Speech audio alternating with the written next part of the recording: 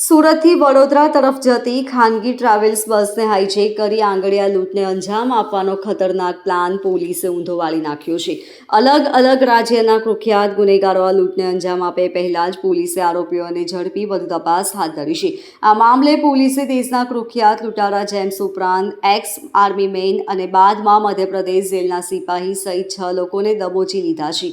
આરોપીઓએ સુરતથી નીકળતી શ્રીરામ ટ્રાવેલ્સની બસને રેકી કરી એક મિનિટની વિગતો એકઠી કરી હતી। આરોપીઓએ નકશા પણ તૈયાર કર્યા હતા કે લૂંટ કર્યા બાદ કયા રસ્તેથી ભાગવું। લૂંટના પ્લાનિંગમાં દેશના સૌથી ખતરનાક લૂંટારુઓમાંથી એક જેમ્સ ઉર્ફે સેમ જેફરીન, સલાઉદ્દીન શેખ અને મધ્યપ્રદેશ જેલના સિપાહી સહિત 6 લોકો સામેલ હતા। જેલ સિપાહી એક્સ આર્મી મેન પણ રહી ચૂક્યો છે। તે 20 કિલો સોનાની ચોરીની ઘટનામાં ઝડપાઈ ચૂક્યો છે। જે બસ કરોડ રૂપિયાના પાર્સલ લઈ વડોદરા જવાની હતી તેને હાઈજેક કરી એક નિર્ધારિત જગ્યા પર રોકીને લૂંટ કરી આ લૂંટારુઓ મધ્યપ્રદેશ નાસી જવાના હતા। કોઈ ફિલ્મી સ્ક્રિપ્ટને ટક્કર આપે એવી લૂંટનું પ્લાનિંગ કરનાર 6 લોકો મુંબઈથી સુરત પહોંચી ગયા હતા। ગણતરીના કલાકોમાં 6 કરોડથી પણ વધુ રૂપિયાની લૂંટ કરવાના હતા, પરંતુ તેમની ધરપકડ સુરત ક્રાઇમ બ્રાન્ચ દ્વારા કરવામાં આવી હતી। પોલીસે જે 6 લોકોની ધરપકડ કરી છે તેમના સૌથી ખતરનાક કહી શકાય એવો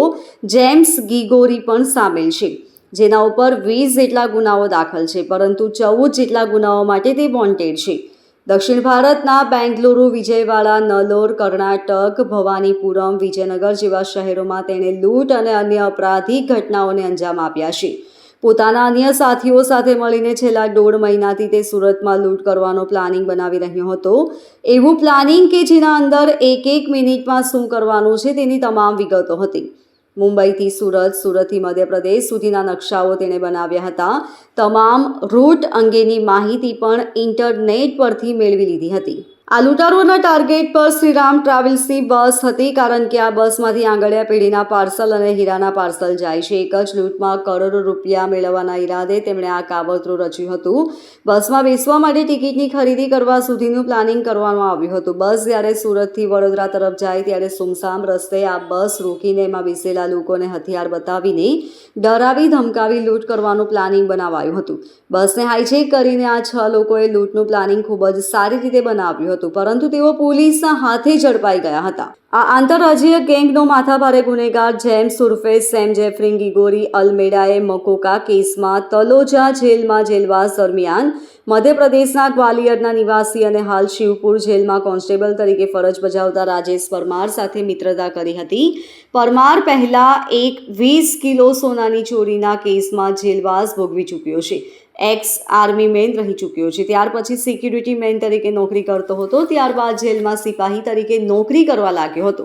બંનેની મિત્રતા પછી ઉદયબીર સિંહ તોમર સાથે પણ સંપર્ક થયો હતો। ઉદયબીર અગાઉ સુરતના હીરા ઉદ્યોગ સાથે સંકળાયેલો હોવાથી સુરતમાં ધાડની રેકી અને પ્લાનિંગમાં મુખ્ય ભૂમિકા ભજવી રહ્યો હતો। ઉદયબીરે માહિતી આપી હતી કે શ્રીરામ ટ્રાવેલ્સ દ્વારા સુરતથી વડોદરા તરફ દરરોજ મોટા પ્રમાણમાં હીરા અને સોનાનો માલ હેરફેર થતો હોય છે। આ માહિતીના આધારે ગેંગે બસ હાઈજેક કરીને ધાડ અને લૂંટનો વિસ્ફોટક પ્લાન તૈયાર કર્યો હતો। टीम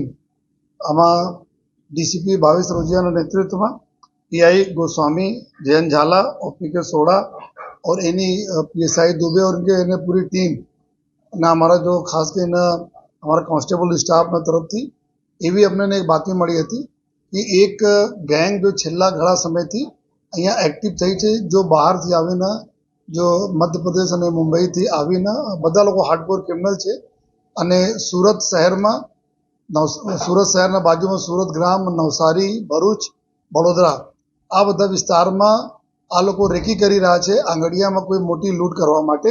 જેમાં ડાયમંડની, ગોલ્ડને અને રોકડ રકમનો જો અહીંયાથી જો જ્યારે શ્રીરામ ટ્રેવલ્સના બસમાં આ બધા વડોદરા તરફ જાય છે તે એને લૂંટવા માટે છે। તો આ ઇન્ફોર્મેશન આધારે જો પોલીસ કામ કરતી હતી, પોલીસની ટીમો, અને ગઈકાલે આપણે સક્સેસ મળ્યા જ્યારે આપણા આમાં મુખ્ય જો એના લીડર હતા, જો ગેંગના લીડર, આ 2 લોકો એક હુન્ડાઈ વર્ના ગાડીમાં, જો ગાડી પણ પંજાબમાંથી ચોરી કરીને લઈ આવી હતી, આ ગાડીથી જો એક જેમ્સ અલમેડા કરીને એક વ્યક્તિ છે જો હાર્ડકોર ક્રિમિનલ છે, જેના પર 20 ગુના ઓલરેડી ચોરી, લૂંટ, ફાયરિંગ, ડકૈતીને દાખલ થયા છે અલગ અલગ દેશના અલગ અલગ રાજ્યોમાં। અને સાથોસાથ અત્યાર સુધી એવું ઇન્ટ્રોગેશનમાં આવ્યા કે 14 જેટલા સિરિયસ ગુનામાં વોન્ટેડ પર છે અને એક સલાઉદ્દીન આ મૂળ રહેવાસી મહારાષ્ટ્રને છે જો રાયગઢ જિલ્લાના અને પીછા એના સાથે એક સલાઉદ્દીન શેખ કરીને હતા જો આ લોકો જ્યારે બે પકડાયા આ લોકો ગાડીમાં સંતાડીને જો બે પિસ્ટલ કન્ટ્રીમેટ પિસ્ટલ હતા અને કાર્ટ્રીજ સાથે જો આ પકડાયા જો અને ફર્ધર જો વધારે પૂછપરછ કરતા જો એના જો બીજા જો ગેંગના મેમ્બર્સ હતા આ કડોદરા પાસે એક મકાન મહાદેવનગર રેસિડેન્સી તાતીથૈયા ખાતે આવે છે ત્યાં જો છેલ્લા લગભગ 1.5 માસથી એ મકાન ભાડેમાં રહીને જો રેકીને કામ કરતા હતા આ લોકો અને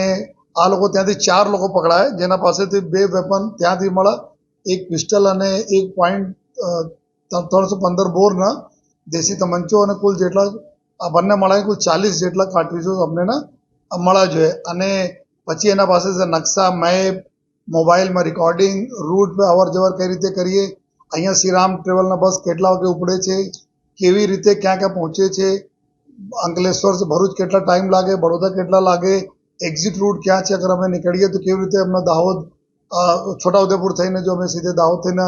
નીકળી જઈએ મધ્યપ્રદેશમાં અલગ અલગ રૂટના પૂરી નકશા સાથેને અને મોબાઈલમાં રેકી કરેલા છેલ્લા જો 1.5 માસથી રેકી કરેલા બધી વિગતો એના પાસેથી આપણને મળી તો વધારે જ્યારે અમે લોકો પૂછપરછ આ લોકોને કરા તો આ લોકો જો પ્લાનિંગ પ્રમાણે એવું હતા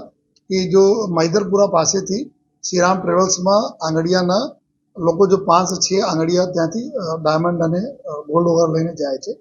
તો આ લોકોનો પ્લાન એવો હતા કે આપણા 8 જેટલા માણસો 6 માણસો તો પકડાયા છે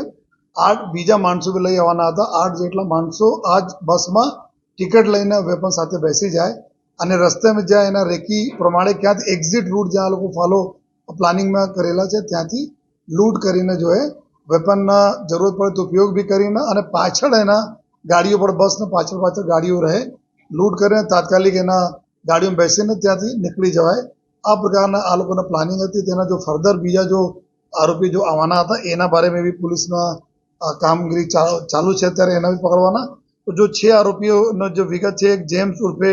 જેફરીન ગિદોરી ઉર્ફે અલમેડા કરીને જે છે મેઇન એના લીડર જેના ઉપર 20 જેટલા સિરિયસ ગુના પૂરા કર્ણાટક બોમ્બે મહારાષ્ટ્ર બધી જગ્યાએ જે 14 ગુનામાં વોન્ટેડ બી છે અને એક બીજા સલાઉદ્દીન ત્રીજા એક રાજેશ સુબેદારસિંહ પરમાર કરીને છે જેના 42 વર્ષ ઉંમર છે આ એક્સ આર્મી મેન છે એક્સ આર્મીના નોકરી પૂરા થયા પછી આ મુંબઈમાં પ્રાઇવેટ સિક્યુરિટીમાં કામ કરતા હતા ત્યાં બી 20 કેજી જેટલા ગોલ્ડના ચોરીમાં સામેલ હતા જો અને પછી આ જેલ ગયા જો તલોજા જેલમાં તો આ જેલમાં જો અલમેડા સાથે એના મુલાકાત થઈ પછી એના ક્રિમિનલિટી એના કન્ટિન્યુ હતી અને પછી આ જો રાજેશ સુબેદાર પછી જો મધ્યપ્રદેશ પોલીસમાં ભરતી થયા પોલીસમાં અને અત્યારે ગ્વાલિયર જેલમાં જેલ સિપાહી તરીકે ફરજ બજાવે છે તો અત્યારે હાલ ચાલુ ફરજ ઉપર પર છે આ જો અને એક ચોથા આરોપી છે રઈસ ખાન આ બી એના બી ગુનાહિત ઇતિહાસ છે જો આપને આગળ મેં બતાવીએ છીએ એક ચોથા રઈસ ખાન સૌરભ ખાન કરીને છે જો 40 વર્ષ એના ઉંમર છે આ બી ગ્વાલિયરના છે એક ઉદયવીરસિંહ રાજબહાદુરસિંહ તોમર છે 51 વર્ષ ઉંમરના છે આ બી મુરૈના જિલ્લા મધ્યપ્રદેશના છે આ જો તોમરના અહીંયા જો ઘર બી છે અહીંયા પહેલા રહેતા હતા જો આ મેઇન ટીપર છે જો ટીપ આપવાના કામ એના તોમરના છે અને આ